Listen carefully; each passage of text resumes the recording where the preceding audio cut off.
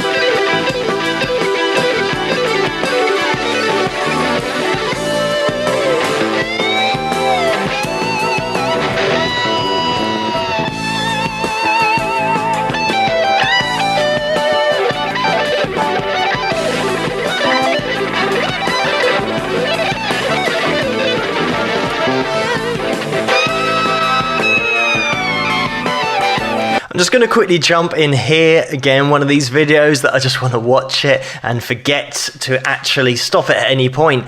But Phil's technique, we could see right early on there that we had great alternate picking and economy picking as well. But Phil applies these techniques seamlessly. He just navigates through those strings so well with the pick, just really making all these notes stand out on all of the runs. But all the top players do it. They've got that synchronization going on so that they can pick out every single note of a fast run if they want to, and however they want the run to sound determines the technique that they want to use. So if they're going for an aggressive sound, then they'll use that alternate picking. If they want a softer legato sound without that aggression, then they'll go for hammer-ons and pull-offs.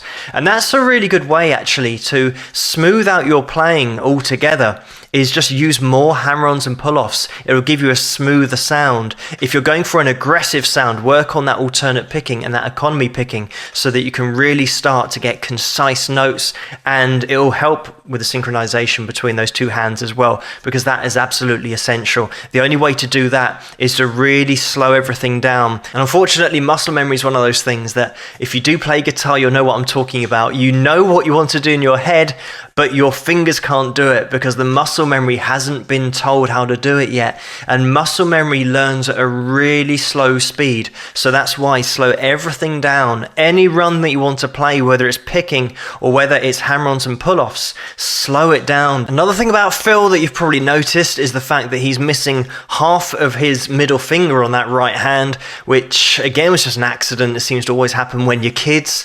And I think something fell on it. It was a water tap or something, or faucet as they call it in the USA, but we call them taps here, and it basically chopped off half of his finger. He actually does play fingerstyle as well and has been named as one of the top fingerstyle players, so it hasn't held him back at all. How many times have we said that about the top guitarists, that they've had some kind of disadvantage but they reach the top anyway? They always work around it. But just pulling it back to his technique quickly, we could see here, if you need to rewind it you can do, watch his little finger and his third finger on the right hand he's using that to swell the volume on his lead in a little section that we saw there. A really cool effect, one of those things that Jeff Beck does as well, and you'll notice it all over the place with a lot of players, that they swell in that volume of the note. So it's a really cool technique. It gives the notes that ghostly sound, and it gives such a different dynamic to the notes that you're playing. This isn't a long video, it's only 2 minutes 49, so you've got a little bit to go,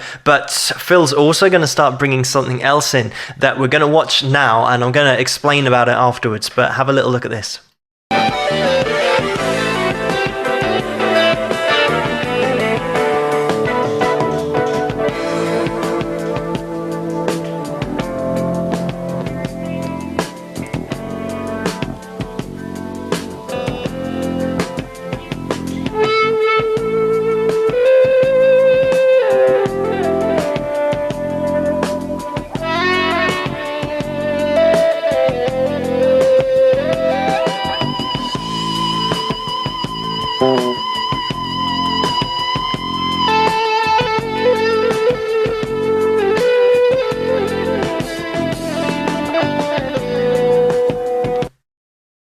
And there it is, the video suddenly cuts off just when it was getting really cool.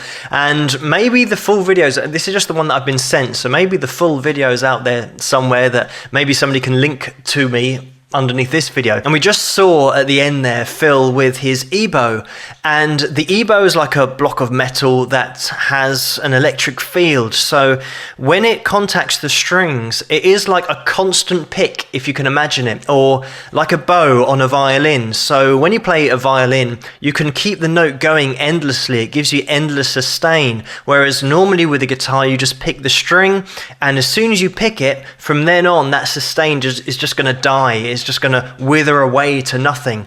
Whereas if you've got that constant sustain all the time, you can get really cool, interesting effects with your playing. And that's exactly what Phil was doing there. And as we can see there, it had that hint of a feedback sound, because of course that's what feedback is. It's just that constant signal that never dies. It's just constant sustain. And just to quickly try and explain feedback, if you imagined if you're singing into a microphone and then you've got the speaker behind you and your voice is now coming out of the speaker back into the microphone, which is then coming back out again. So it's a constant loop of noise, and it's just continuing on a loop, and you'll find that all the time when you set up a PA system. That's what happens. If you turn it up really loud, you get that nasty feedback. Another cool thing is the fact that Phil has got his effects on the right hand side, just on the chair, and he's constantly just going over there and just tweaking. Like in that first section, he added a little bit of delay to his sound,